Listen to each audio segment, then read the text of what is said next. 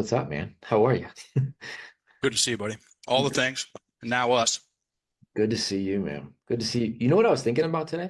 What's that?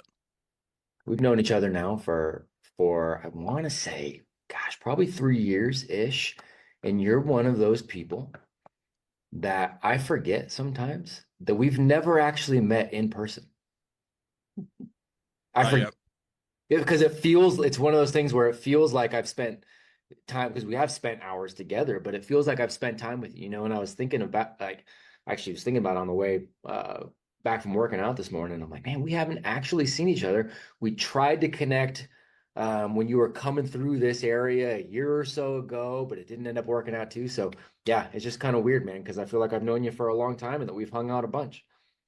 We have very similar interests and see eye to eye on every damn thing we've talked about so far. And you're Mhm. right down the street. I'm a Virginia guy. He's in Carolina. Yeah, man. So Not too far. Well, we just found out we'll be in Virginia today, not today, later this year for some gymnastics stuff. So we'll be coming through your way, man. So we'll have to at least connect by then, if not before, man. So, but this is great, man. Thank you. You're the first official mentor call of 2025, man. We got men and women here, so it's awesome, super man. fun. Always love doing it. You got Coach Witt right here, who I don't think you've gotten to meet. So she heads up the ladies side, and so she gets Hi, the Coach. spotlight on here too. And but man, I know how we roll on this. We end up, diving a whole lot into your genius and Lifted. And for those of you that this is your first call ever, when you start hearing some things and you're like, "Ooh, I have a question. Ooh, I'd like to hear a little more about that." Start popping your hand up. It doesn't mean I'm going to call on you immediately, but it lets me know that we've got stuff there ready to rock. So I can pull you guys in because, part of the beauty of this and the way we roll with this is that you get to talk to these amazing humans, Mark England being one. And Mark is wildly influential, not just in my life, but in all of what we do here. When we talk about the fact that words matter, there is no other ninja that I know of that can articulate it as well as this man. So I was thinking about you this morning. I'm like, how do we even want to? So you can look up all the bio stuff. Like I don't even want to do that. I want to dive into some of your genius. I was listening to something and somebody said, something along the lines of like society functions on consensus, but individuals function better on truth. And that was an interesting thing that they said. So I started wrestling with that this morning while I was having coffee. And I'm like, all right, there's truth, the big T, and we can all talk about, is there an objective truth? And there's also the truth based on your perception of things and the story you are telling yourself about it. And I went, man, if that's not Mark England, I don't know what is. I want to kick off with your definition of mindset, if you don't mind. And I did write it down too, just in case, but I'm sure you kind of have it covered. Can we kick it off there? Of course. Of course. Now there's a lot of definitions of, well, let me back up. Howdy, everybody. Happy 2025. Mm, Very, very glad to be here and mm, have have some fun with you all. mm, There are a lot of definitions of mindset out there. You could type in the definition of mindset, and on the first page of Google, you're going to get 17 definitions. mm, Recently, 3 weeks ago, because we're doing some writings and things, I read 132 definitions of mindset in one sitting. mm, Okay. And you'd think that something that gets talked about so frequently, there would be a agreed upon definition. There's mm, definitely not. And if you want to have an interesting lens into how many different perspectives there are, go ask 5 people that are in the mindset space. What is it? What's mindset? Go ask mm. coaches, you're going to get 5 different definitions. So I am a little bit partial. I'm one of the co-founders. I'm the head coach of Enlifted. And I think that we've got the best definition in the game. Why? Because it's the most simple. So the Enlifted definition of mindset is the story that you tell yourself. Your mindset is the story that you tell yourself. I dare you to write that down. Oh, by the way, this is going to be a very interactive. What Yeah, do we have? We have 60 or 90 minutes. highly recommend. So we can go wherever you want to go because we do take them through a a debrief. And so they'll be on, if they can stay, they'll be on for 2 hours. Okay. We can Okay, dive cool. in as long as we want to here and then kind of go into the debrief too. So 60, 90, either way, whatever works. Perfect. So this is going to be a very interactive Yeah. Have a workshop pen. class. Highly recommend the pen. Here's some fun numbers: 30, 50, 80. 30, 50, 80. We talked about this last time I was on an Apogee call. We remember 30% of what we hear, 50% of what we write, and 80% of what we turn around, teach, share, or explain. So if anything that we go over in tonight's class is interesting, write it down. You're going to get a 20% more retention on that. And then it'll be even easier for you to share some things with people that are also interested in thinking about their thinking.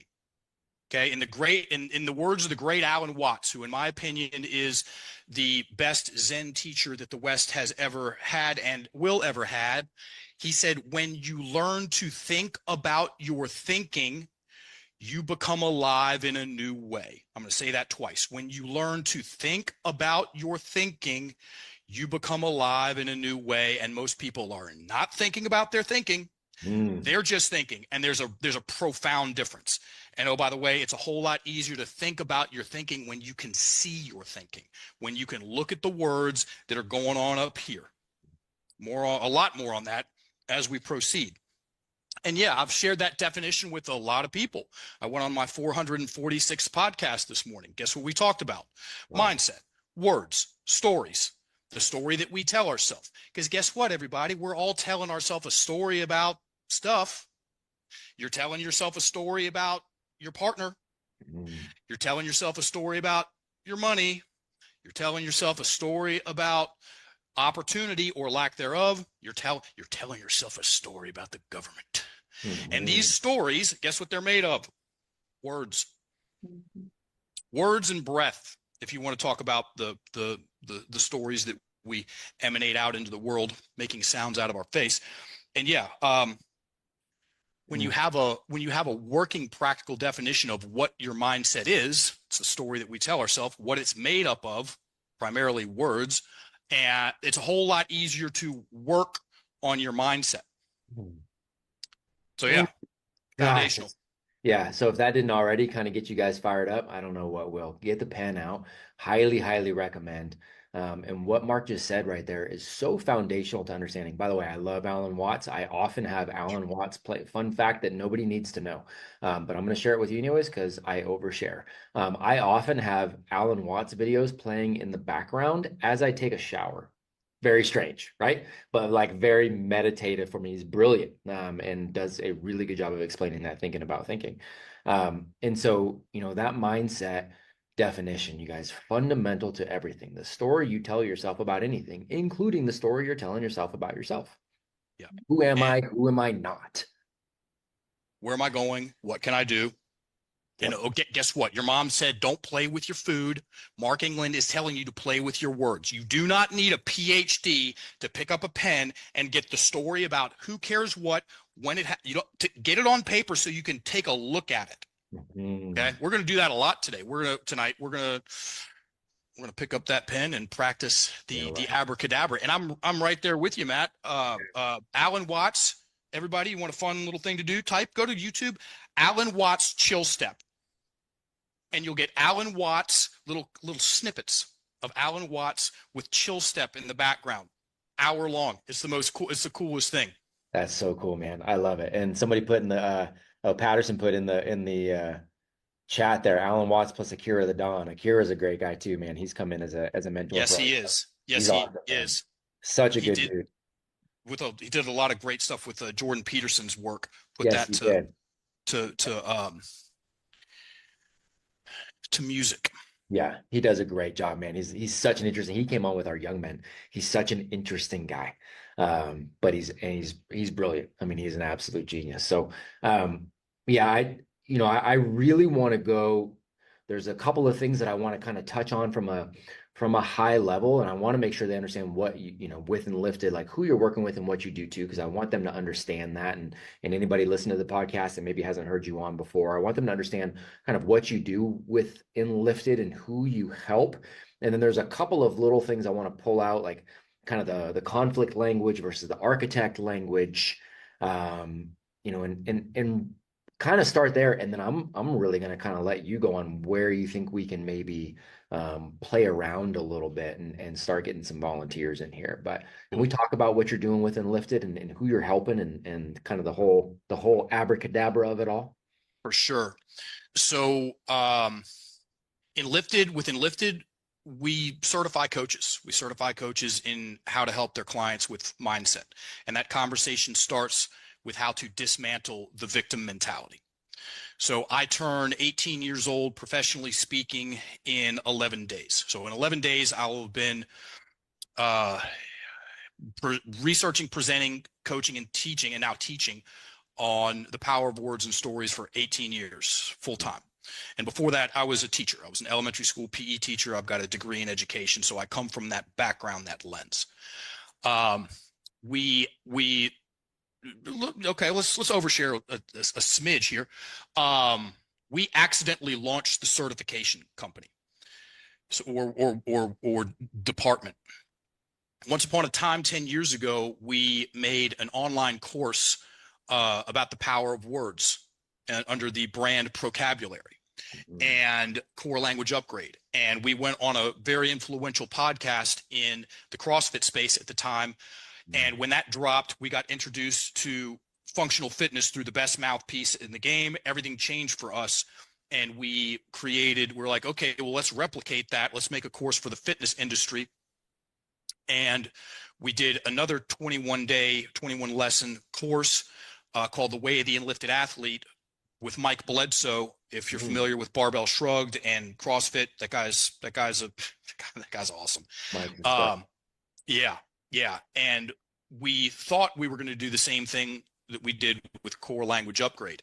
We didn't. We sold about 20 of those courses. And what accidentally happened is that we launched a certification business. And that's what we've been doing for the past 5.5 years full time. I deliver all of our trainings, level 1, level 2, level 3, all of the specialty courses. We've graduated 460 level 1 coaches so far, 10 people at a time. All the calls, the courses, classes are live. So I spend a lot of my time. I've suspended my private practice, and all I do is teach right now. And that's going to be the case. At this pace, I'm done teaching directly Q4 2030.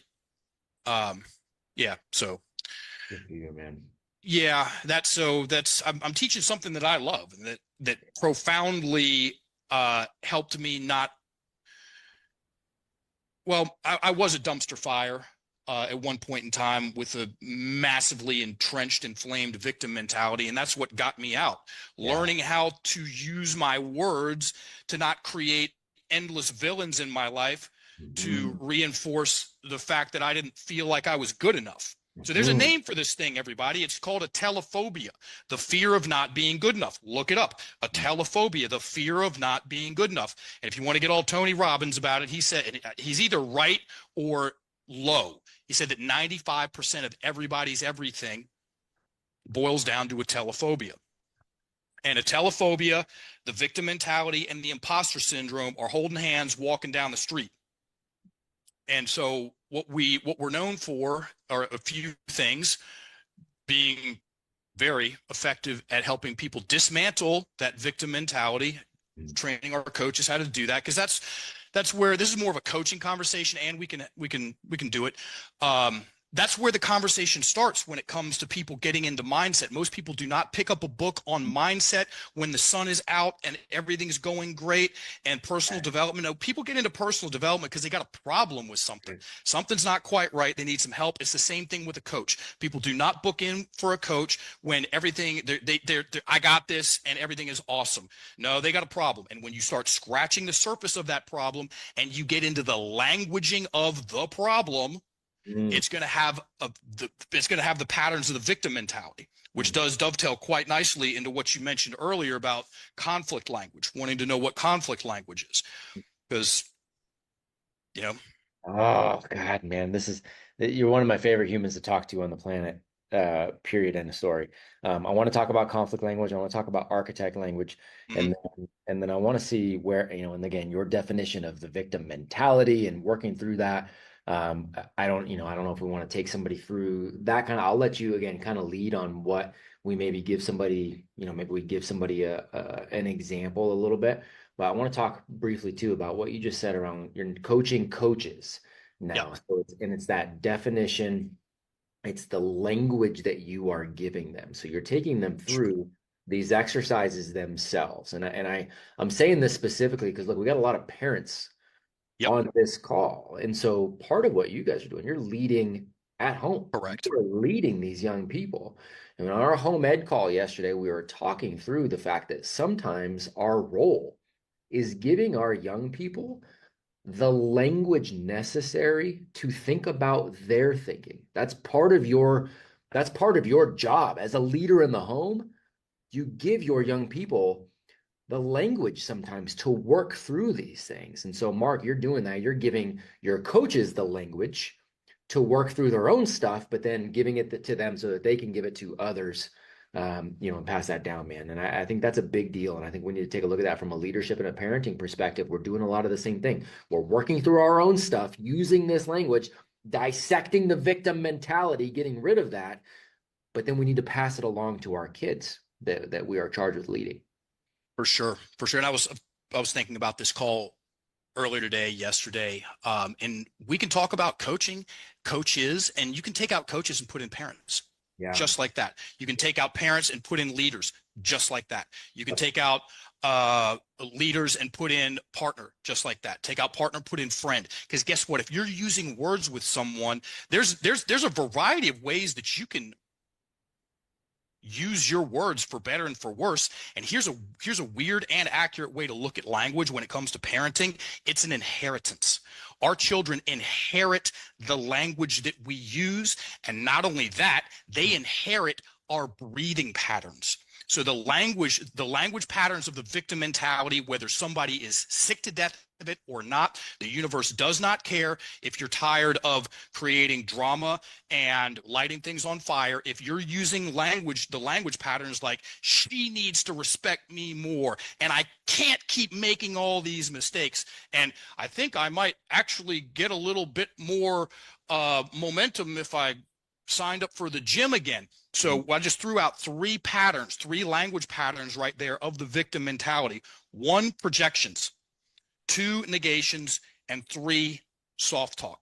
And before we get into those, let's back up, and I'll do this twice because it's worth hearing it twice. Most people have never heard the verbatim definition of the victim mentality. So this is not my definition. This is Webster's definition of the victim mentality. I'm going to do it slow the first time, and then I'm going to speed it up and give it some polish the second time. Ladies, gentlemen, put pen to paper on this, because I promise. Write this down. most people have never heard it, okay, much less written it down. Here it is, verbatim, first time, slow. The victim mentality is an acquired personality trait where a person tends to regard himself or herself as the victim of the negative actions of others, even in the absence of clear evidence. The victim mentality depends on a habitual thought process and attributions. Here it is again, sped up with some polish. The victim mentality is an acquired personality trait where a person tends, it's a tendency, everybody. Sometimes it's up, sometimes it's down. Where a person tends to regard himself or herself or zerself, if you want to get all woke and weird about it, as the victim of the negative actions of others, even in the absence of clear evidence. The victim mentality depends on a habitual thought process and attributions. That second sentence is right between the eyes, right where it belongs. The victim mentality depends. Circle that word, everybody. On a habitual, underline that word, everybody. Thought process and attributions. So the victim mentality depends, as in it has to have a habitual, which accurately implies duration and addiction. Right? I can see some of you. Raise your hand if you know somebody who is addicted to the victim mentality, addicted to their victim. Damn near everybody can raise their hand about that. What's it like being around that person? It's exhausting. You know why? Because the victim mentality is inherently stressful. It locks the breath in the chest. And that's what people talk about when they say, oh, you could cut it with a knife, or you could hear a pin drop. Everybody's holding their breath. And so when parents, whether they want to or not, anybody, especially parents, we're talking about it, are running victim-centric stories, and the thing's easy to fix, everybody, if you know there's a game to play and how to play it. Okay? This is an education issue. This has nothing to do with intelligence or deservance. When a child, so people that are running the victim stories, breath is trapped in the chest, file all of this stuff under stuff you didn't learn in high school. Breath gets trapped in the chest, and it's called entrainment. So little children model that. You very rarely does a child come out of a high stress environment, as in everybody's all tight. Yeah. Very rarely do they come out and they're all cool, calm, and collected and breathing real well. And so when we start to look at our language as an inheritance that we can develop and gift forward, also breathing well. Let me back up real quick. This is a very relevant story. So we had a guy last year. My dad passed September 6th last year. And I got on a podcast and talked about it about 2 months later, and talked about how I navigated that and the power of an elongated exhale. So when the exhale is going longer than the inhale, you're going parasympathetic, as in you're going to down regulate. And I talked about it at length. It was on the Behavior and Performance Institute podcast with Spencer Nix. And this guy, I get on this call with this guy 3 months later, and these discovery calls are an hour long. I usually don't take them. Kim usually takes them, but I was doing it because she was off. She was, I think she was with some family or something. So anyway, I get on this call, and he said right out of the bat, he goes, "I'm signing up for your certification." And I was like, tell me more. And he goes, you know that show you did with Spencer? This guy was he owns a CrossFit gym in Garland, Texas. And he goes, yeah. He goes, well, I listened to that, and my wife recently had a challenging second birth, and we were all in the hospital room together, and bells and whistles are going off, and people are coming in, and it was chaos, and my 3-year-old son was going nuts. And he said, I thought about that podcast, and I thought to myself, I've got two good options here, or two options. He goes, I can say something to him, but you know what? He's used to me saying something to him. He goes, or I could get my breath low and slow. Everybody write down low and slow. He said, I could get my breath low and slow and see if that worked. He said he got his breath low, and that's called diaphragmatic breathing. That's some layman's terms. That's blue collar language for diaphragmatic breathing. And he said within 2 minutes, his son crawled up in the middle of chaos, crawled up on his lap, put his head on his chest, and went to sleep. Because guess what? Parents' tone sets the kids' tone. We inherit our parents' language that they use, okay? And we inherit the way they breathe around us. And most people, we're looking at really big picture stuff. Really big picture stuff. It's like, my problems that are so big and huge and scary and complicated, the answer has to be equally as big and complicated. And I'm here to say that almost exclusively the answer is no. With a pen and a piece of paper and somebody who knows how to play the game, and you'd be stunned with what you can dispel. Spells, dispel. So spell, you know what the definition of a spell is? A word or a combination of words of great influence. That's it. Also, another Webster's verbatim definition: a word or a combination of words of great influence. So nothing ever works out for me. Mhm. That's a combination of words of great influence. That's a spell. Or I've got so much support. That's Mhm. also a combination of words of great influence. One is a constrictive spell, one's an expansive spell. And so to dispel, which means to cast out. Let's talk about abracadabra since we're here. Y'all know Mm. what abracadabra means? Very likely, I know what you think of when you hear it. Magic. Some people go to Steve Miller Band. I like that song. But guess what? Abracadabra is way cooler than that. Correct. With my words, I create. It's Mm. Aramaic. It's ancient. They used to triangulate abracadabra. I've got a pendant Mm.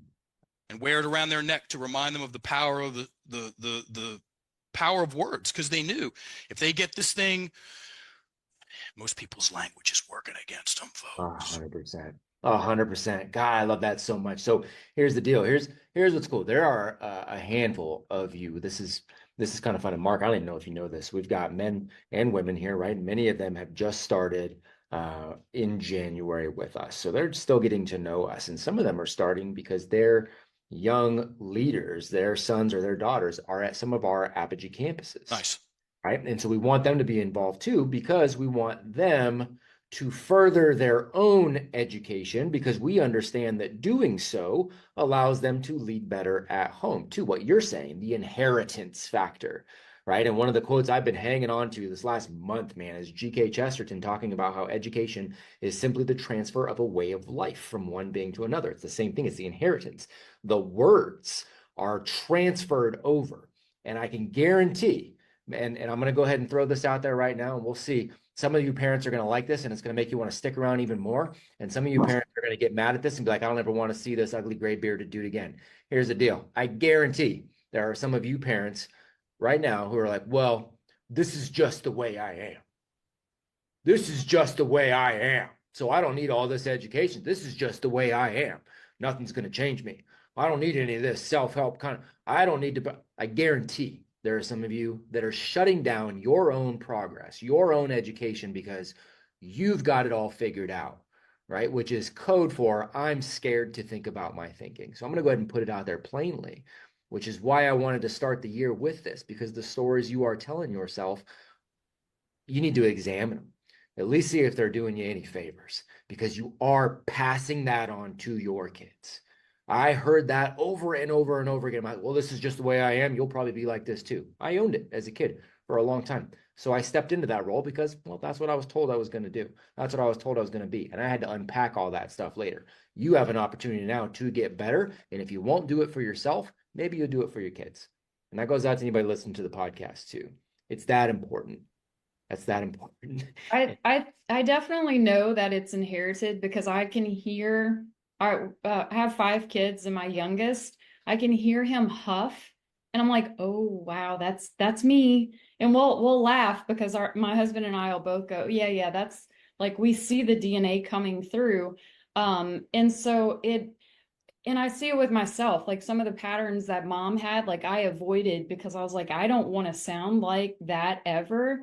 And my sister is totally like that, my oldest sister. So I guess my question to you is how do you approach guiding someone who's resistant to changing their language, that's just stuck in that victim that just won't create out of it? Oh, that's easy. Be Switzerland. Mhm. Be Switzerland. I'm Switzerland in interactions. Mhm. And what do I mean by that? If someone wants to be stuck, cool, do it. Yep. If someone doesn't want to be stuck, cool, let's undo it. And so what I do when I get on a class like this or a podcast or teaching one of our certifications, I create experiences for people and they take it as far or as not far as they want to. Now, people that come into the certifications, it's a statement, right? And when I do workshops, it's so here's another way of saying it. We get very specific, and what I've thought about doing tonight with everybody, depending on the time and stuff. We're going to go in a very different direction. I've given over 1,000 workshops, and most of those workshops have been going into the stuck and suck. And what that entails is writing about things, getting them off your chest, an easy prompt. Everybody pick up a pen and write for 5 minutes about something, and you play at your own level, something that is annoying you, hurting you, or haunting you. And then from there, it gets more and more specific. And if someone has a story that haunts them, hurts them, and they want to go in there, I will go in there with them. If someone has a story and they don't want to go in there, you couldn't pay me $1 million to go in there. So the person is always driving the bus. I don't push anything on anybody. Here's an example. So you gave me a layup. Matt, everybody write this sentence down. This is something that Matt said about 4 minutes ago. It's just the way I am. Everybody write that down. It's just the way I am. So write that sentence down, and in the chat box, describe the vibe. What kind of feeling does that create in your body? And while you're doing that, I'm going to bring something else up that's important. When we write down our words, that is the slowest form of storytelling. Stories kept in the head is the fastest form of storytelling. Stories coming out of our mouth is the middle road, and when we write something down, it's the slowest. Take this to the bank. The faster the story goes, the harder it is to change. I'm going to say that twice. The faster the story goes, the harder it is to change. So if you want your children to listen to you and you're talking to them, slow down your rate of speech. It's easier. Or if you want to take a look at your thinking, pop the hood and go, I'm going to write this down, see how I feel about it. You got to slow the process down so you can start connecting dots. So we have a sentence. It's just the way I am. And everybody wrote it, entered into the chat box how they feel. Now, that's point A. Point B, put one word on the end of that sentence. Put the word thinking on the end of that sentence. So it's just the way I am turns into it's just the way I am thinking.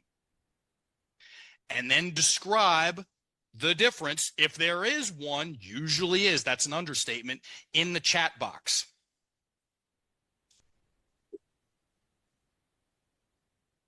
Oh, by the way, Carol Dweck would approve of this. Yes, she would. Fixed mindset, growth mindset.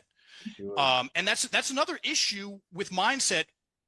Generally speaking, the conversation, it's up here and big. Okay, you want to get down to the rubber meets the road. It's the words you're using, how fast the story is going, and how you're breathing. Most people have no concept of their ability to regulate the speed of the story.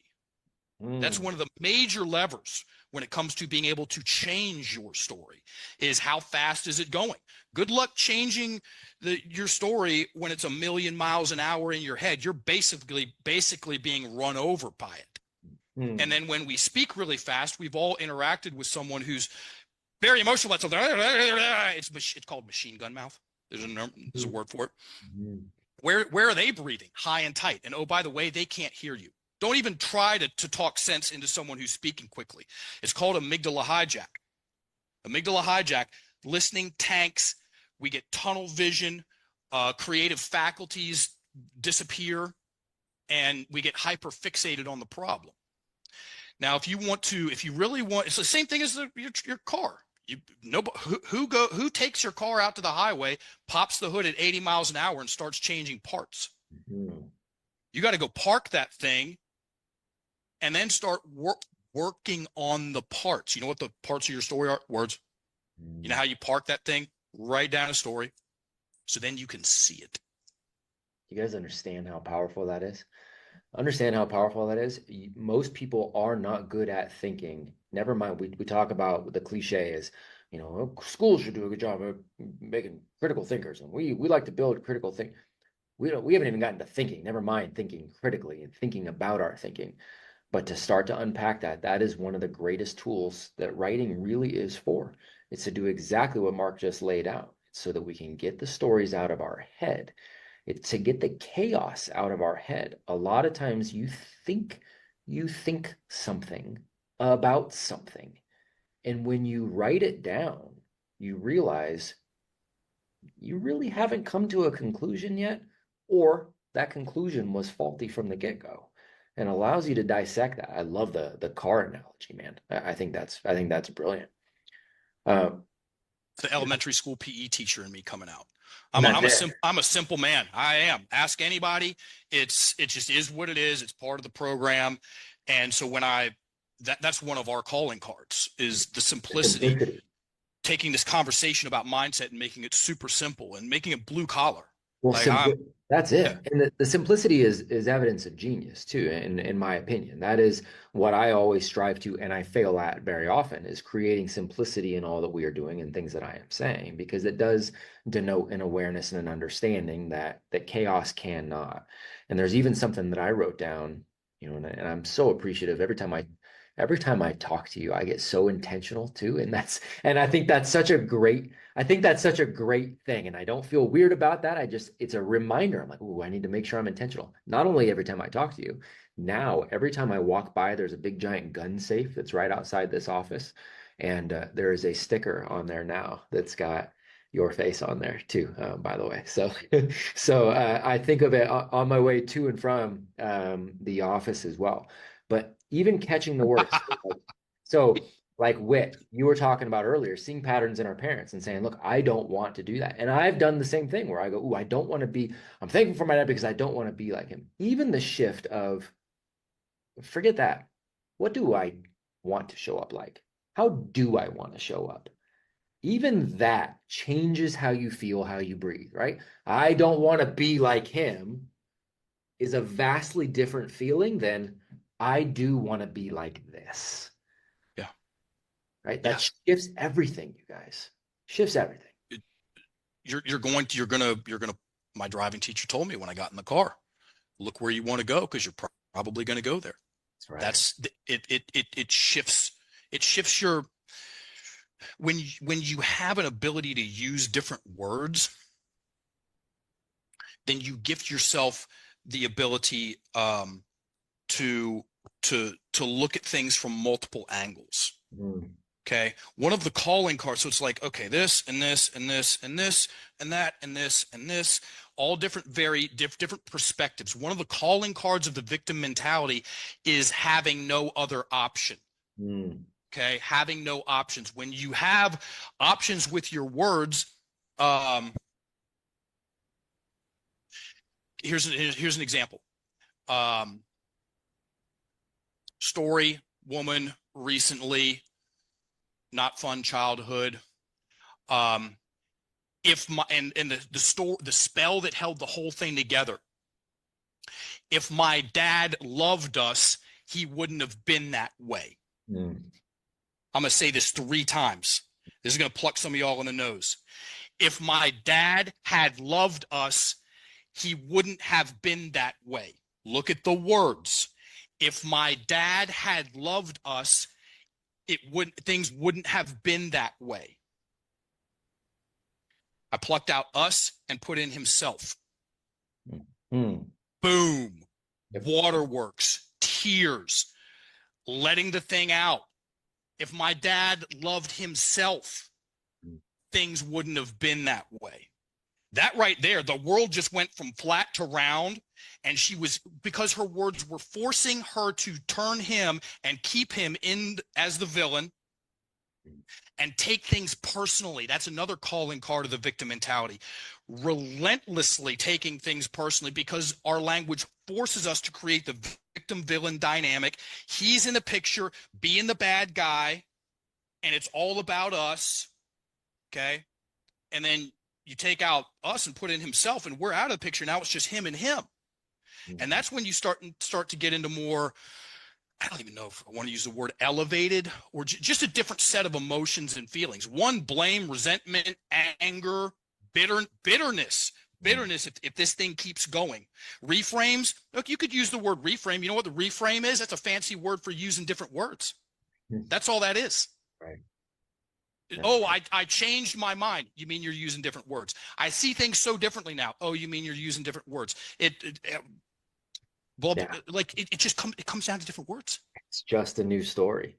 It is Yeah. just a new story. And hey, I promise anybody on here, if you're like, yeah, but my situation, stop it. Stop it. And I'm going to challenge you actually here in a minute, especially if you're one of those people that's like, oh, but my situation's a lot. I'm going to challenge you to move yourself forward tonight. I'm going to challenge you here in a minute. And what I'm hoping is that maybe we can unpack, if you don't mind, Mark, maybe we can unpack with somebody. The caveat is I want to say 2 years ago, we maybe did this with one of the people that's on the call right now. And so I don't want to do it with the same person. If you did it live last time, then let's not do it there. But maybe we can unpack somebody who has a story that maybe is hindering them or haunting them. Trying to remember what the annoy, hurt, or haunt, right? Annoy, hurt, or haunt.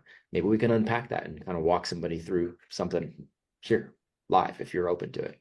Absolutely, absolutely. So And before, we could go ahead. We can go in one of two directions. Sure.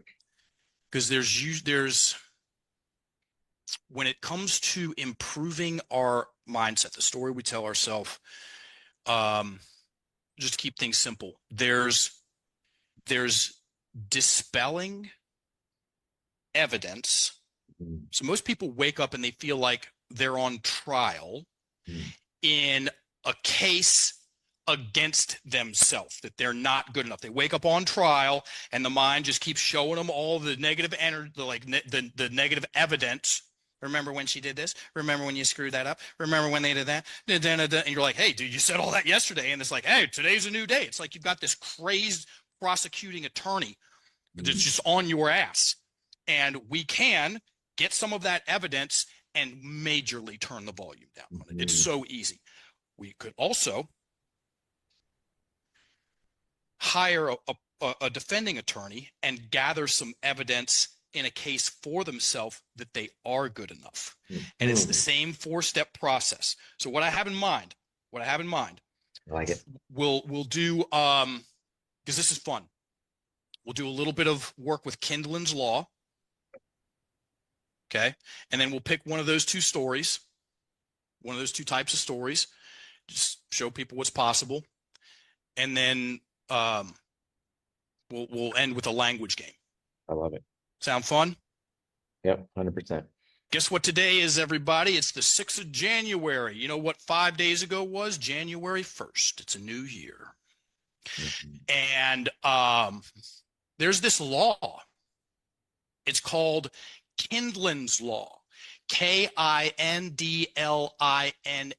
And it states that when a question is sufficiently worded, 1, and written down, 2, it's half answered. I'm going to say that again. When a question is sufficiently worded, and when you sufficiently word something, that means you're thinking about your thinking. When a question is sufficiently worded and written down, it's half answered. Now, I'm a much bigger fan of New Year's questions than I am New Year's resolutions. So let's play this game. Everybody, I want you to write down the 5 biggest questions in full sentences, one topic per question, a full sentence. I don't make the rules. Half sentences and bullet points, don't cut it. I'm looking for 5 questions, the biggest questions, most important questions you can think to ask yourself about your life in 2025. Let's get those things on paper and see what happens. So I'll put 3 minutes on the clock.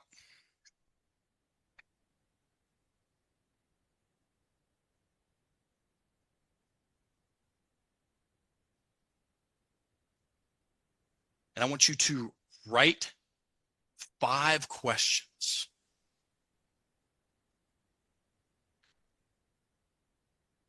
What would happen if I stopped drinking for 2025? What would happen if I enrolled in as many Apogee courses as I could take? What would happen if I read 1 book a month? What would happen if I asked her to go on a date with me? What would happen? And I'm just riffing. Mm. What would change if I stopped eating so many Skittles? I mean, I don't, you know what. So focus on the things that you'd like to change and add or improve, and ask yourself a question about it.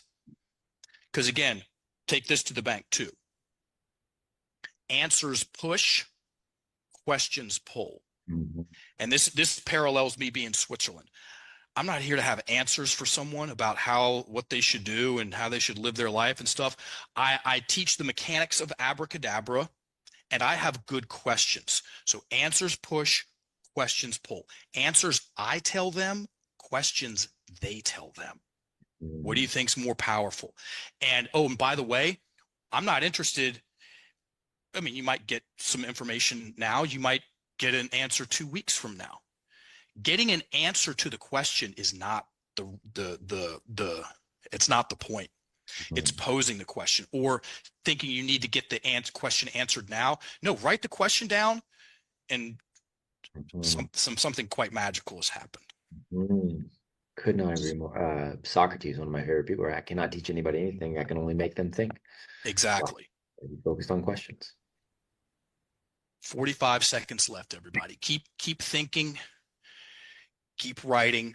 Oh, and by the way, this is just the first draft of your questions. Most people don't have most people don't have a draft to hand in about anything. Most people are profoundly underwritten, and I'm not talking about insurance. That's a bad joke you can laugh at. And yeah, and so the same thing with questions kept in the head. And when someone has some questions about something and they keep them in their head, 3 questions can feel like 303, and very rarely do they get answered or answered well. It's the same thing when people have a decision to make. Write down your options, because until you do that, the thing is going to be huge and big and scary, and in your imagination, you write down your options, you're probably not going to have more than 4. It's usually 3 or 4. And once it's down, the thing gets way less big and scary and in your face and more manageable. And you go, oh, well, most people go from I've got a really big decision to make to I've got a big decision to make to I've got a decision to make to I get to decide. So we're making it easier on yourself. Same thing with questions. So my question to you all is, what's the difference? Please put it in the chat box. What's the difference between having those questions? Maybe they weren't even in your head. Maybe you had to think about them. You had to come up with them. That's super cool. Maybe you had half of a question about your health or your finances or your partner or a business that you like to, or whatever.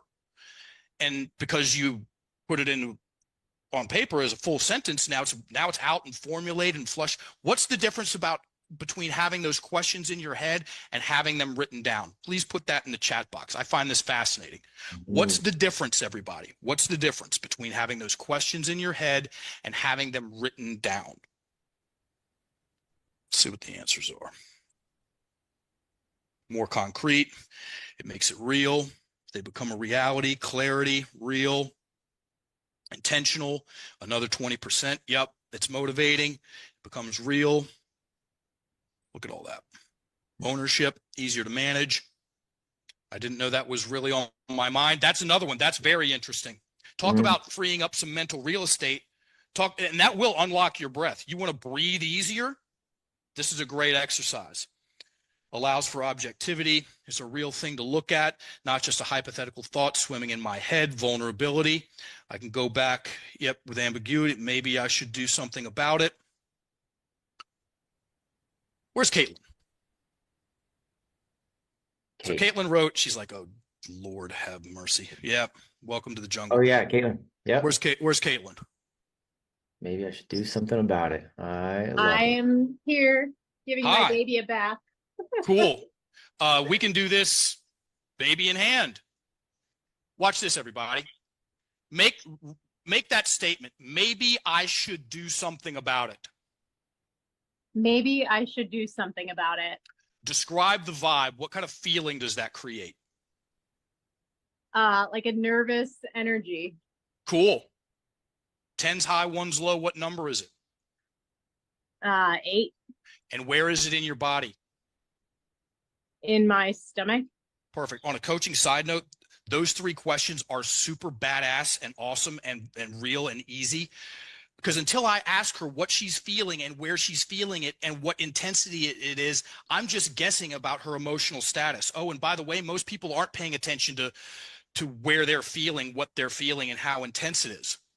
Okay? So if you work with people, you want to know that.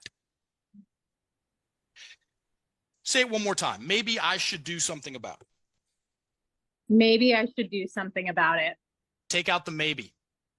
I should do something about it. What happened when you took out the maybe? It made it feel definitive, like I'm going to take action. Cool. Take out the should and put in could. I could do something about it. What happens when we go from should to could? It feels like it's moving in a direction that I'm going to do it. I didn't pay her to say this. Take out the could, put in can. I can do something about it. Hear how it sounds different too. Describe the energy when you use the word can. I have confidence in it that Oh my I'm goodness. capable. Say it one more time with the can. I can do something about it. Stick the word because on it and fill in the blank. I can do something about it because I'm capable and equipped. How's that feel? I'm ready. Let's go. Okay, cool. One last thing with that. So what we just did right there is took her from maybe I should do something about it. Okay, that's gonna make taking action hard. So in a state of, I mean, does anyone like running their day off pressure and obligation? Because that is exactly what you get when you use the word should. You ever heard of shoulding on yourself?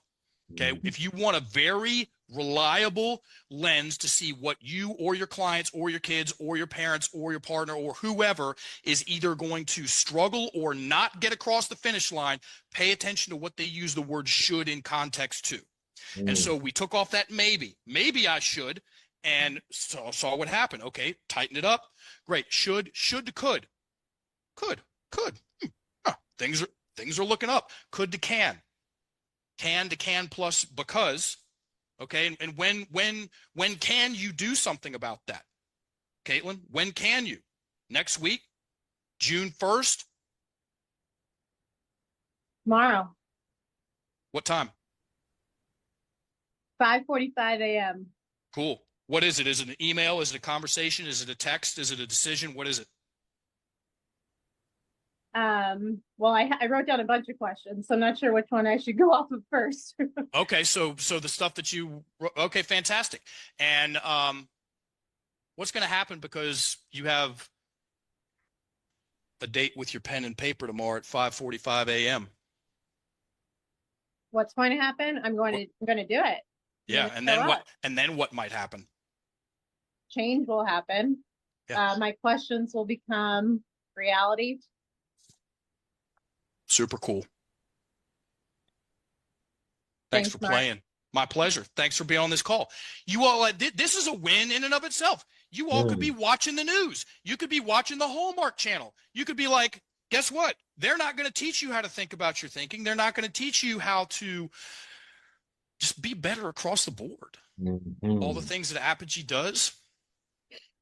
Matt, you cool if we go in the celebrating the wins angle? I'm so cool if we go that way. And I just Cool. want reiterate, like, do you guys see the brilliance of that? And it was all the simplicity of it. And it's because the man is brilliant and has done this a number of times that the simplicity comes out.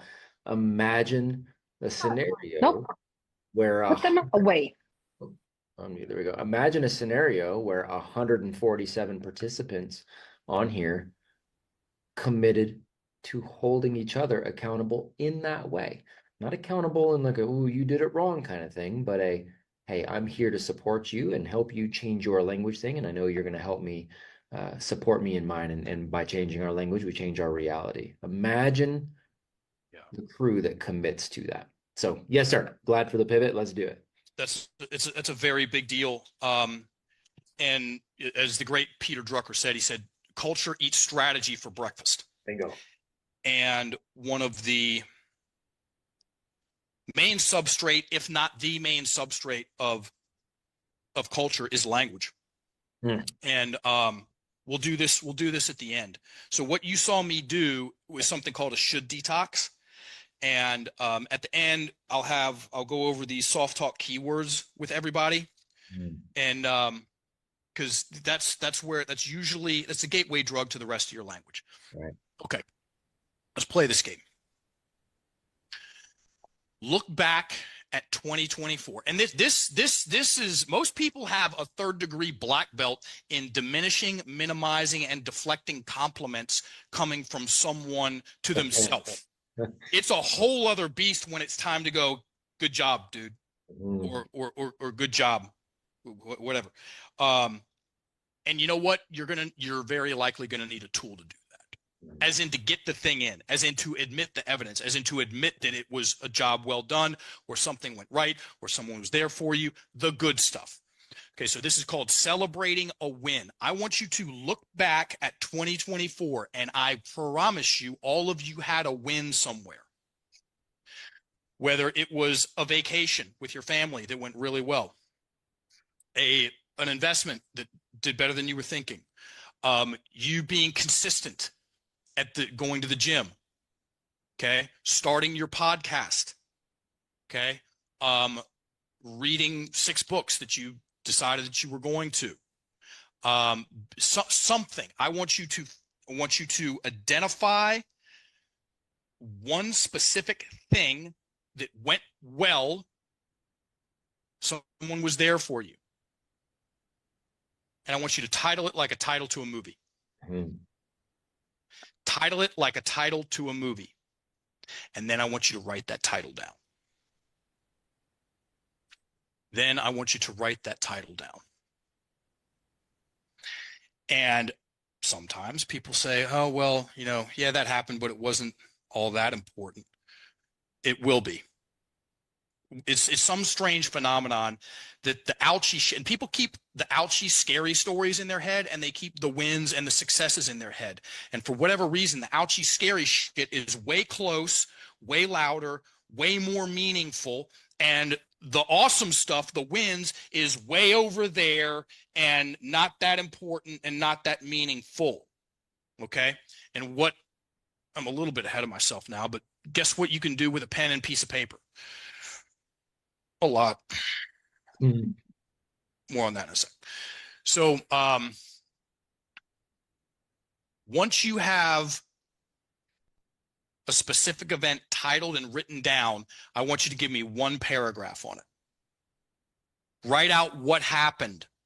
Write out what happened in full sentences. Conversational writing. What's conversational writing? Glad you asked. It's writing as if you were telling the story, because you are. And once again, I don't make the rules. Half sentences and bullet points don't cut it. So full sentences, 1 to 2 paragraphs. Okay. And if while y'all are doing that, assuming that there's 3 people that are struggling to find something. Is anybody struggling to identify a win from 2024?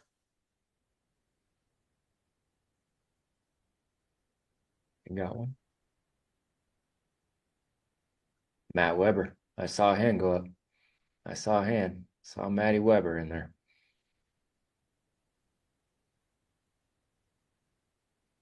Sal and Caitlin. And that's a struggle on Lindsay. Okay, we got a handful. Okay. Pick one of them. Doesn't matter. I'll get 3 people going. All right. Well, we'll go first hand. I see physical or first digital hand I see on there. I got Sal and Caitlin, so we'll go there. Okay. Hey, y'all. Hey, Sal. Hey, Caitlin. Hey, Very well. Thanks for being on the call. Um, does one of you have a win identified, or both of you need some help? I have a win. Okay, you I do. wouldn't know.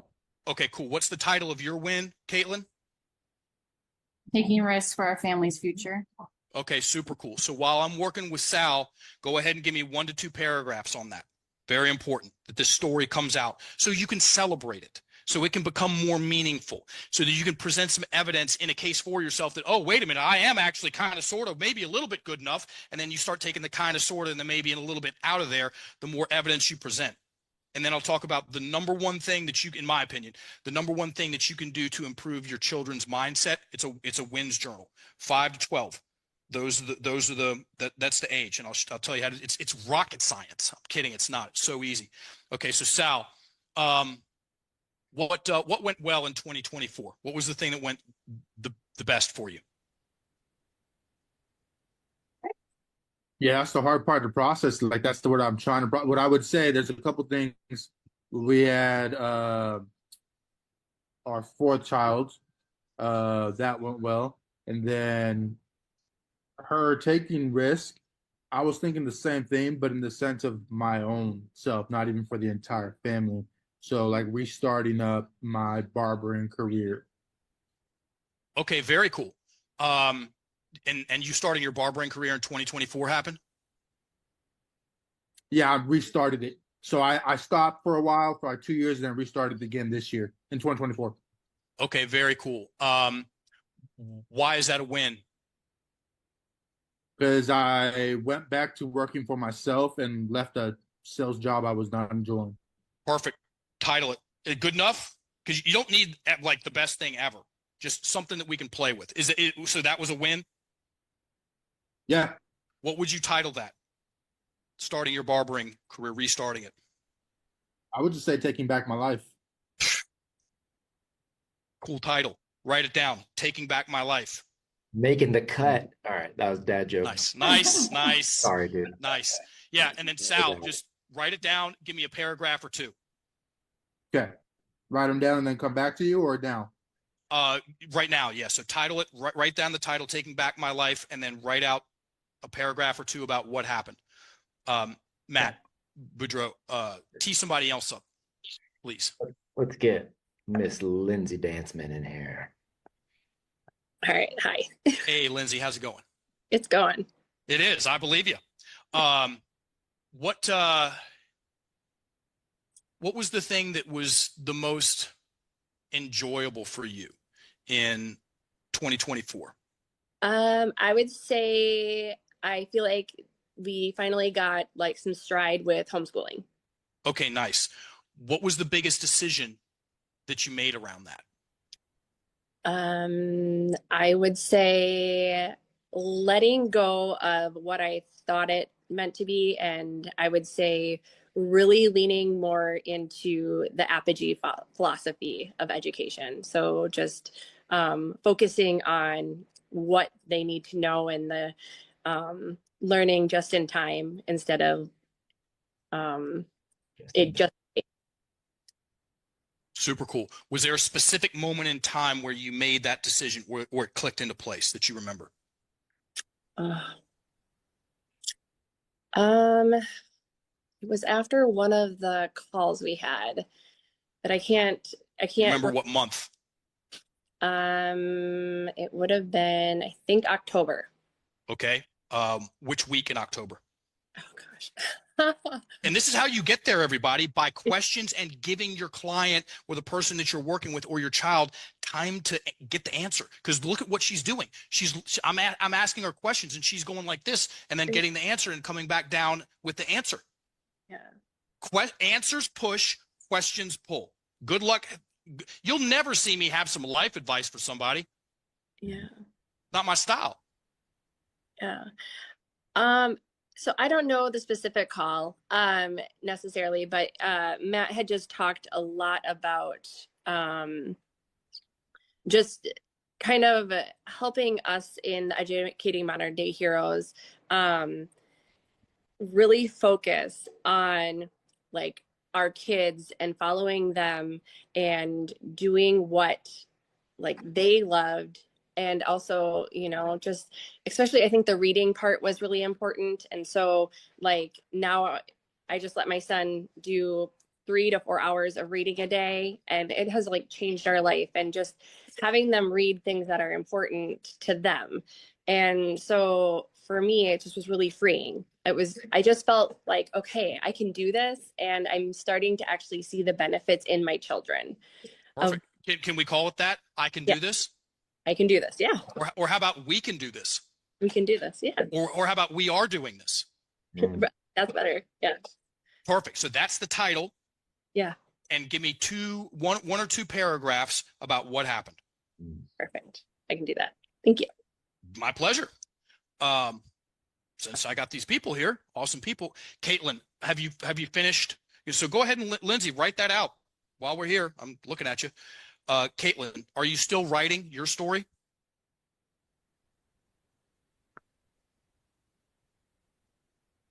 You are? Like Okay, cool. Little more than a few sentences in. A little more than a few sentences. Matt, find me someone who has a title and is finished writing. Title, finished writing, throw a Yep. hand up, guys. And then Caitlin, I'll come back. I'll work with two people. I'll work with them and I'll work with Caitlin. Okay. Somebody volunteer to jump in here. Let's get a hand up. You've got a title and you've got your, yeah, Sam. Love it. Let's get you in here. Sam, you rock star. Hello. Hi, Sam. Good to see you. Good to see you. You want me to just read it for you? Almost. Okay. Almost. What's the title of your story? The 30-pound journey. Nice. Have you ever written that story out before? No. Wow, couldn't have guessed. What's the difference between having that story in your head and having it written down? It makes it real. Like I don't know, like I'm reading it objectively and I'm like, wow, that's pretty cool that this person was able to accomplish that. And then remembering it was me that wrote the story, I'm the one that accomplished that. Yeah. Everybody, so we're about to four-step two stories. We're about to four-step Sam's and we're about to four-step Caitlin. And this thing, the four-stepping, it's super complicated. Good luck understanding it. I'm kidding. It's not. First things first, title a story and write it out. A specific event. Write it out conversationally, erring on the side of more detail than less. Sam did that. That's step one. Step two. Sam, go ahead and read your story. See what happens. It started with a transformation challenge. I thrive in competition and wanted to try my hand at this. I've wanted to lose weight for years, and this was my chance. I learned how to track macros and how to look at food ingredients. It was hard, and I wanted to quit many times, but I also felt strong. I loved seeing the weight come off and how I was feeling. More energy, more happiness. I feel so proud that I was able to accomplish a goal and feel so confident in myself that I can achieve other goals that I set for myself in the future. Fantastic. What kind of feeling does it create to read that out loud? Creates a lot of freedom, like I can do it, like I'm capable of achieving what I want and what I set for in my life. And maybe, I say maybe consciously, she just answered the question that I'm about to ask her. So do you all know what the greatest of all time coaching question is, everybody? What does this mean about you? Because we are meaning-making machines. We take the bad stuff and make it mean stuff. We take the good stuff and make it mean stuff. We are meaning-making machines, and it's a lot of times it's not the story that gets us, it's the meaning that we assign to the story that gets us. Mm-hmm. So in one sentence, Sam, what does that mean about you? I am capable. Perfect. Write that sentence down at the end of that paragraph. Add that to that story. I'll be back. Caitlin, are you done writing? Yes, I am. Awesome. Step 1 done, titled, written out. Step 2, go ahead and read what you wrote. Let's see what happens. A year, or the title, Taking Risks for Our Family's Future. A year into living in Idaho with a lot of unknowns, but feeling at peace on living out here. We got ready for Isaiah to be born in May. Sal changed careers and we started over to be in a place that was our own, with Sal being his own boss. It felt scary, but also felt like we were stepping in a direction that was also a step of faith for what we wanted. We found Apogee, and that was a step of faith as well, but that felt like freedom too. Awesome. What kind of feeling does that create, reading that out loud?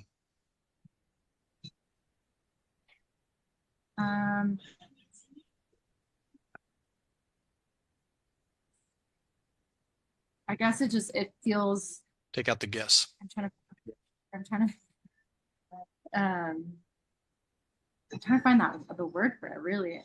So much happens in that. Like I just feel like so much has happened and still figuring it out, but also feel at peace. I don't know if that's even. I'll take it. Yeah, absolutely. Okay. For sure. What does this mean about you? What does this mean about you as a family? That you're doing this, this is happening. I guess we're seeing the fruit from taking risks. Take out the guess. Oh dang, I didn't realize I'm doing that so much. No shit. This stuff, everybody, is a problem and a tremendous opportunity. We're going to finish with this soft talk. So we're seeing the fruit from the risk that we've been taking. Perfect. So write that at the end of that story. Perfect. Fantastic. Step 1 done. Step 2 done. Step 3. Now we're back to the part of the conversation. I front loaded a lot of this stuff earlier about the rate of speech. Step 3, same story, Sam. I just want you to slow it down by 30%. So 70% of your normal rate of speech. Read the same story, slow. Let's see what happens. I apologize if I just start crying because, yeah. Anyways, Do it. the 30-pound journey. It started with the transformation challenge. I thrive in competition and wanted to try my hand at this. I've wanted to lose for years, and this was my chance. I learned how to track and count macros and how to look at food ingredients. It was hard, and I wanted to cave many times, but I also felt strong. I loved seeing the weight come off and how I was feeling. More energy, more happiness. I feel so proud that I was able to accomplish a goal and feel so confident in myself so that I can achieve other goals I set for myself in the future. I am capable. Great job. Great job keeping it slow, too. Question, what happened when you slowed it down? It made me think about the words that I wrote and was more intentional about listening to my story, and it made me reflect deeper than just this moment. Oh, yeah. When you get the breath involved, everybody. When the breath, and most people's breath is locked in their chest. When people's breath is locked in their chest, the stuff that we want to get out of us, it's not coming out. And the stuff that we want to get in, it's not getting in. It's the bouncer and the door. When we incorporate breathing, better breathing into our storytelling, that's a major part of working on our mindset. And when we get the breath in there, 3 different ways of saying the same thing. We take it to heart. We socialize the idea. The thing sinks in. In this case, it's the good stuff. And it becomes more meaningful. It's a point. Great job. I'll be back. There's only one more step after step 3. Caitlin, Same story, slow roll, 30% slower than your normal rate of speech.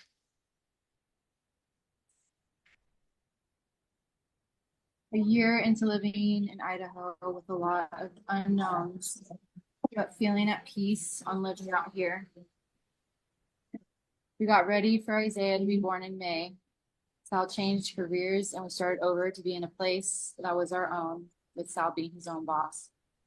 It felt scary, but also felt that we were stepping in a direction that was a step of faith for what we wanted. We found Apogee, and that was a step of faith as well, but felt freedom in that too. We're seeing the fruit from the risk we're taking. Great job. What happened when you slowed it down? I feel like I was like soaking it in of what it was. Look at what you said. I feel like I was soaking it in. Take out the feel, take out the like.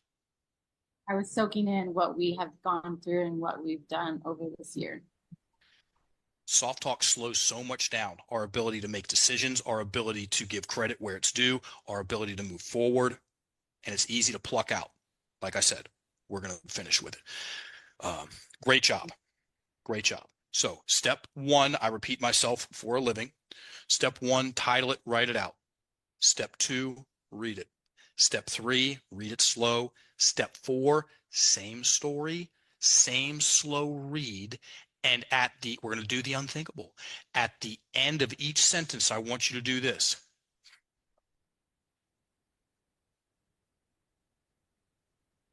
So we're further combining a great story with better breathing. So Sam, step four, slow read. And oh, by the way, I'm going to breathe with you. Oh, by the way, you all are invited to breathe with us. Team sport.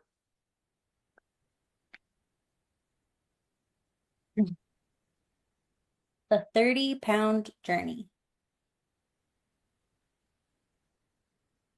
It started with a transformation challenge. I thrive in competition and wanted to try my hand at this. I've wanted to lose weight for years, and this was my chance. Full breath in, Sam. Let all the air come out. The exhale has to happen. Let it go. Yes. Yes. I learned how to track macros and how to look at food ingredients. Full breath in. All the air out. It was hard, and I wanted to cave many times, but I also felt strong. Breathe big. Exhale big. I loved seeing the weight come off and how I was feeling.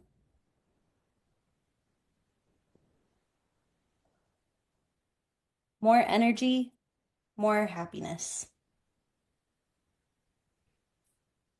I feel so proud that I was able to accomplish a goal and feel so confident in myself. Yeah. Breathe, breathe, breathe. No need to go anywhere with the words. Just breathe. Give me a full breath in. Let yourself feel this. It's called accomplishment.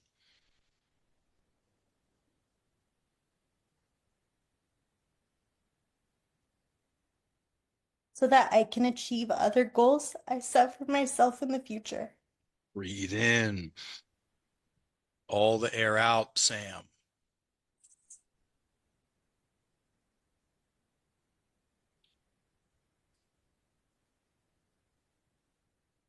I am capable. Breathe in and out. So that's a hot spell. Say it again. I am capable. I am capable. Breathe in and out.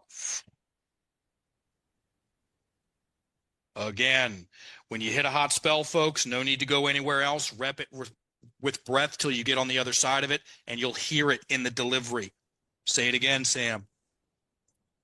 I am capable. Hear how she delivered it different? Breathe in. All the air out. You can hear her believe it more. One more time. I am capable. See? Breathe. And out.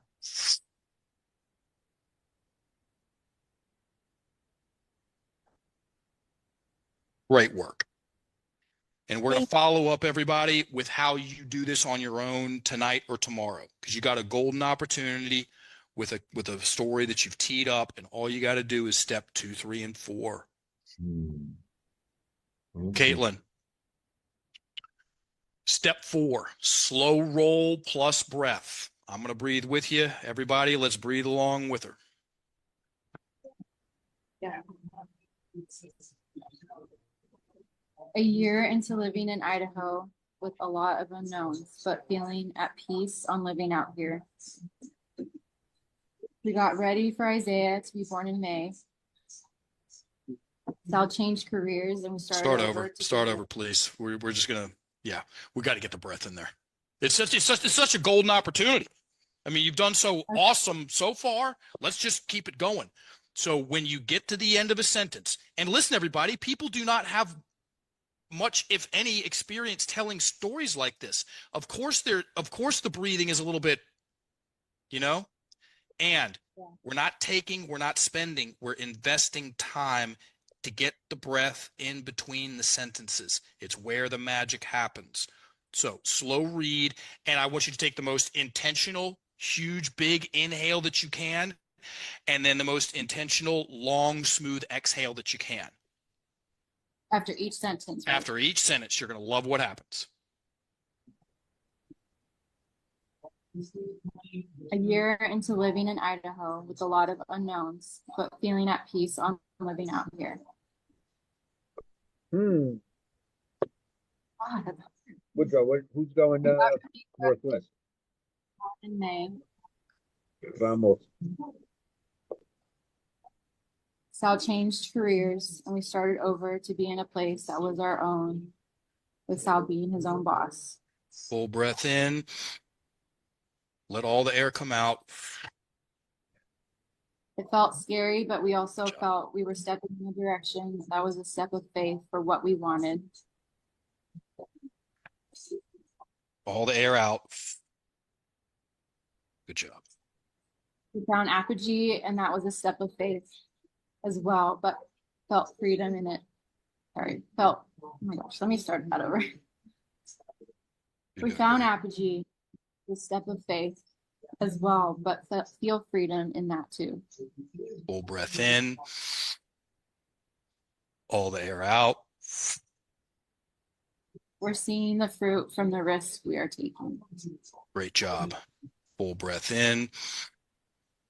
All the air out.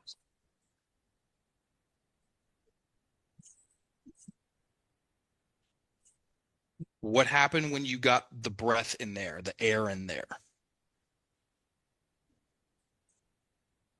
It made me realize how much I don't think as I talk, but it just felt like I'm absorbing what I'm reading and kind of accepting what it is, that it's reality, that it happened and where we're at.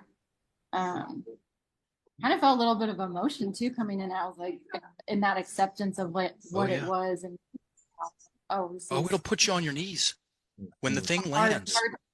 Yeah. When the good work lands, it'll drop you in the right ways. And you all have got, we could be on here for 9 days straight celebrating all the wins and not even get to 4% of them.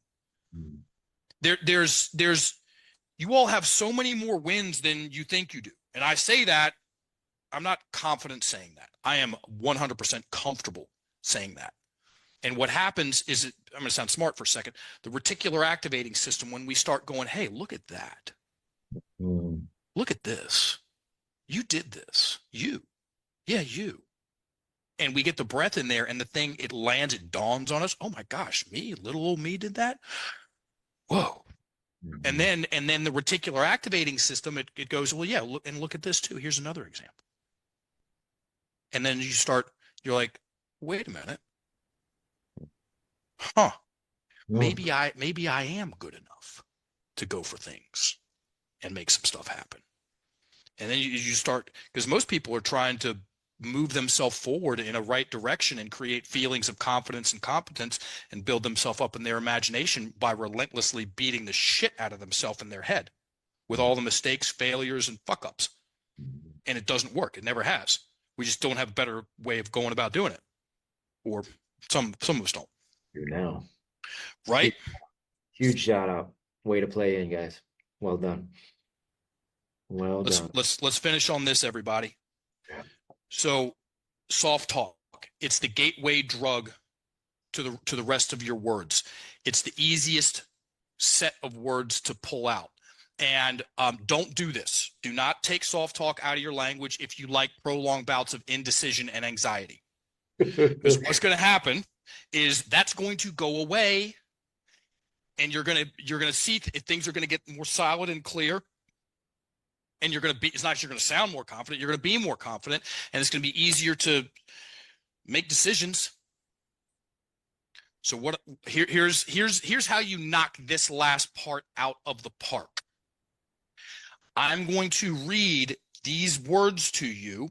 I want you to get a clean sheet of paper and write them down, all caps, 5 times larger than you normally write. And then you're going to take that piece of paper and put it up for 30 days where you're going to see it. Bathroom mirror, next to the computer, fridge. Those are all winners. And what's going to happen is it's going to raise your awareness about these words, which is where everything starts. And then you're going to start plucking them out. You're going to start hearing them in other people's language. And then you're going, oh, yeah, yeah. And then you're going to start hearing it in your language. You're going to start seeing it in your emails. You're going to start seeing it in your texts. And then you just pluck out the maybe, pluck out the guess, pluck out the almost like. Oh, and by the way, here's our Instagram handle, @enliftedcoaches. If you do this, take a picture, post it on Instagram, tag us, I'll repost it. Here we go. Probably. Perhaps. Feels like. Guess. Maybe. Could. Might.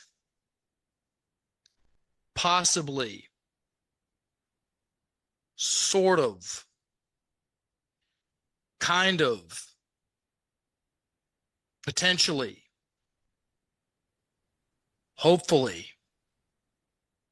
Try.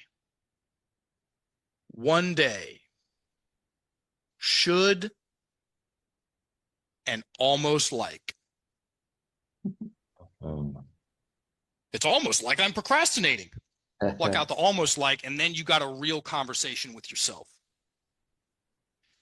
So that for @enliftedcoaches. Post it, tag us, I'll repost it. Ladies and gentlemen, there's this old saying, it's called pros on the clock. And I plan for 90 minutes. And it's 7:29 p.m. Eastern Standard Time. Bingo. So Bingo, bango. Brother, you are one of my favorite humans on the planet. I know we're at the 90. Melinda, is it a super quick one?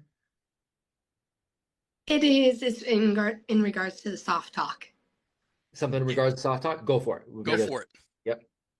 I cannot seem to get out hopefully in anything that I say, like all my text messages, I cannot get hopefully out. And I don't want to replace it with like prayers. What can I do to take out hopefully? Okay. Give me an example of how you're using it. My daughter and I are sick, so I'm like, hopefully we get better soon. Okay, we'll be better soon. Yeah. Hopefully I feel better, or hopefully we can go do this, or hopefully like just breaking. Yeah, you just take it out. Yeah. We're going to do this. Hopefully you're going to get the job. You're going to get the job. Hopefully things will improve. Things are improving. Take out things, put in I'm improving. And then what am I improving? I'm improving my language and my education with Apogee. And hopefully I won't eat as many snickerdoodles in the middle of the night. I'm not eating. No, I'm done with that. It's so you just take it out. Here's likely the issue that you're having. It's not awareness because you see it. It's owning the outcome that you want. Right. Yeah, it's like if I say it, then that means it's gonna happen, but I don't know if it's gonna happen. So it's just owning. You're giving yourself the out. Yeah. Yeah. And here's the deal. I think you're ahead of most because you know what your word is. You know what your go-to BS is for yourself. So now you've got 100+ people that can call Melinda and say, hey, we're not using hopefully. Let your family know too. Make that the big word that's around. Make that your target. Make that your focus. Because you're in a better spot than most because you know what your word is. Some of us don't even know what we default to. You do. That's a positive. Good stuff. Oh, so good. Again, Mark, one of my favorite humans on the planet. I know you were a pro, you're on it. We kept you over a couple with some great questions and a great one to end it right there. I want to make sure we do the solid as far as this is going out on the podcast too. So remind everybody where to go. And then what I'm going to do is Whit and I are going to bring them through a debrief for the rest of this. I'm going to get a hold of you tomorrow too. I have a whole bunch of things that I want to send your way and get planning on how we are connecting here in 2025. So super grateful, man. Give everybody the where to's. Thanks again, Matt, for having me on for sure. Much appreciated. Thanks for being here, everybody, listening, playing along. At Enlifted Coaches, that's our IG. We have a podcast. It's called Get Enlifted. It's about coaching for coaches by coaches. And we have a lot of non-coaches listen because it's teaching about the words. And then for the certifications, enlifted.me, www.enlifted, enlifted.me. Beautiful. So grateful, brother. Always. You will be at the farm at some point this year. I will be out there in Virginia at some point this year. Do some shooting.